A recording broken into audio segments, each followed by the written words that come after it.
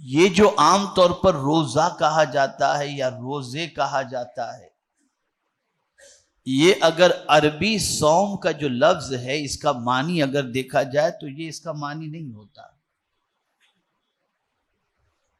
قرآن میں جو لفظ صوم آیا ہے کہ جب تم میں سے کوئی ماہ رمضان پائے تو صوم اختیار کرے، تو صوم کے معنی کیا ہوتا ہے؟ تو صوم کے معنی ہوتا ہے رکنا، یعنی رک جائے،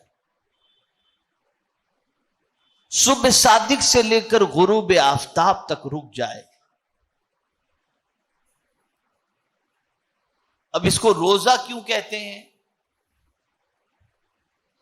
صوم کے معنی تو رکنا ہوتا ہے،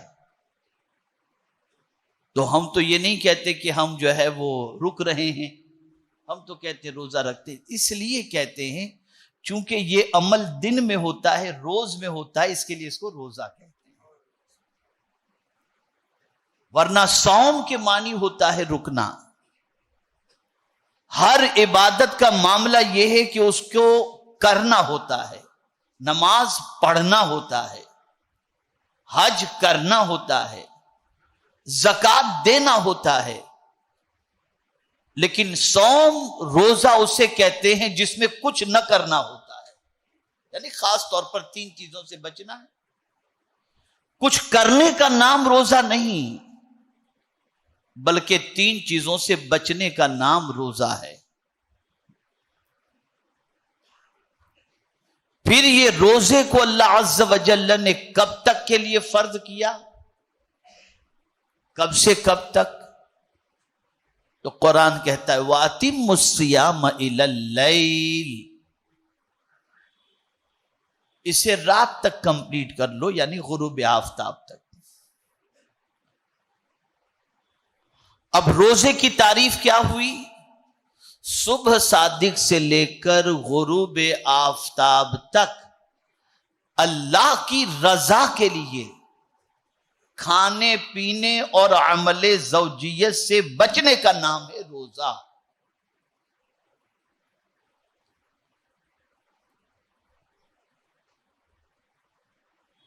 آج تک فضیلتیں آپ سنتے چلے آ رہے ہیں کہ یہ کرو تو اتنا ثواب، یہ کرو تو اتنا ثواب، یہ کرو تو اتنا ثواب، لیکن روزہ ہمیں یہ بتا رہا ہے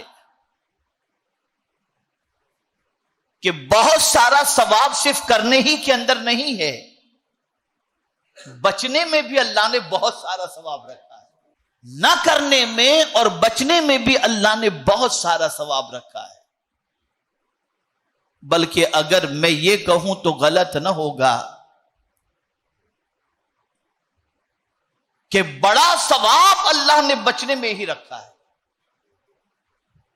بڑا ثواب اللہ نے بچنے میں ہی رکھا ہے۔ آپ نیکی کر رہے ہیں تو نیکی کرنے والے کے حوالے سے قرآن نے کہہ دیا ان الذین آمنوا وعملوا الصالحات، بے شک اس نے جس نے جو ایمان لایا اور نیک عمل کیا، اللہ فرماتے ہیں ہم اس کو جنت میں داخل کر دیں گے۔ اس کے لیے اللہ نے جنت بنائی ہے۔ لیکن اگر کوئی شخص نیکی کم کرتا ہے، بڑی مشکل سے 5 وقت کی نماز پڑھ لیتا ہے، لیکن حرام سے بچتا ہے، گناہ سے بچتا ہے، کبیرہ گناہوں سے بچتا ہے، تو جانتے اس کا مقام کیا ہے؟ میرا رب قرآن مقدس میں ارشاد فرماتا ہے ان تجتنبوا کبائر ما تنہون عنہ نکفر عنکم سیئاتکم وندخلکم مدخلا کریما۔ اگر کوئی کبیرہ گناہوں سے بچے تو اللہ فرماتا ہے کہ ہم اس کے چھوٹے گناہوں کا اسے کفارہ بنا دیتے ہیں اور ہم اسے عزت والے گھر میں داخل کریں گے۔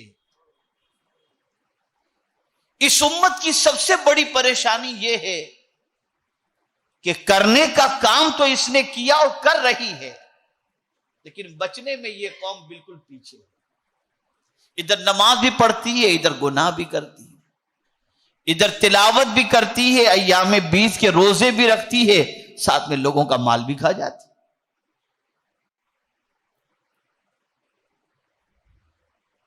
ادھر سچویشن یہ ہے کہ صف اول کی پابندی بھی ہوتی ہے اور مردار بھائی کا گوشت بھی کھایا جاتا ہے۔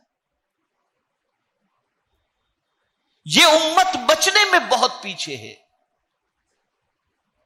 اور یہی وجہ ہے کہ نیکی کرنے کے باوجود بھی اس نیکی کا فائدہ اسے نصیب نہیں ہوتا۔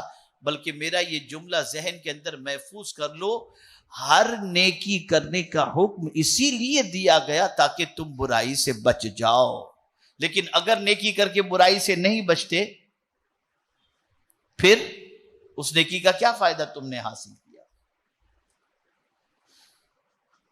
بسا اوقات انسان نیکی کر کے وہ مقام نہیں پا پاتا جو گناہ سے بچ کر کے پا لیتا ہے۔ مثال کے طور پر میں آپ کو بتاؤں، قرآن مقدس میں اللہ عز و جل نے فرمایا وَلِمَنْ خَافَ مَقَامَ رَبِّهِ جَنَّتَانِ،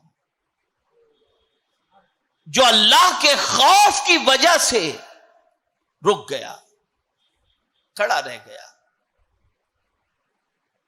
اللہ سے ڈرا وہ گناہ کرنے سے، تو میرا مولا فرماتا ہے اسے میں 2 جنتیں عطا کروں گا۔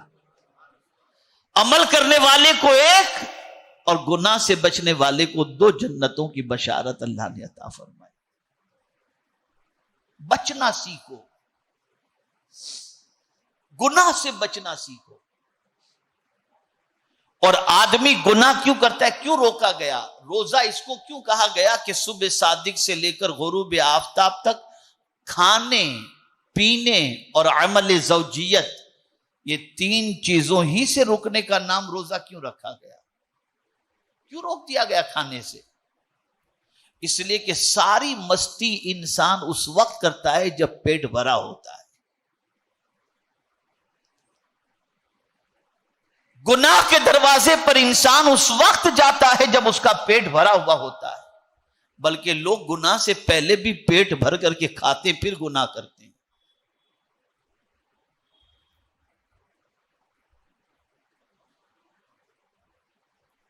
اور اسی طریقے سے ہمارا دل جو مردہ ہوتا ہے اور اللہ اور اس کے رسول کی باتوں کا اثر ہمارے قلب پر نہیں ہوتا، اس کی ایک وجہ یہ بھی ہے کہ ہم صرف کھاتے نہیں، بہت کھاتے ہیں، پیٹ بھر کر کے دبا کے کھاتے ہیں۔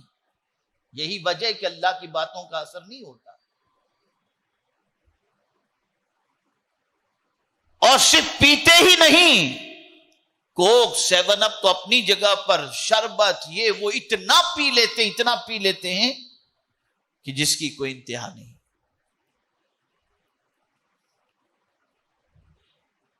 اور اس سے دل مردہ ہو جاتا ہے، نرم نہیں ہوتا، بہت سخت ہوتا ہے، اتنا سخت ہوتا ہے کہ اللہ اور اس کے رسول کی باتوں کا اثر بھی دل پر نہیں ہوتا۔ اور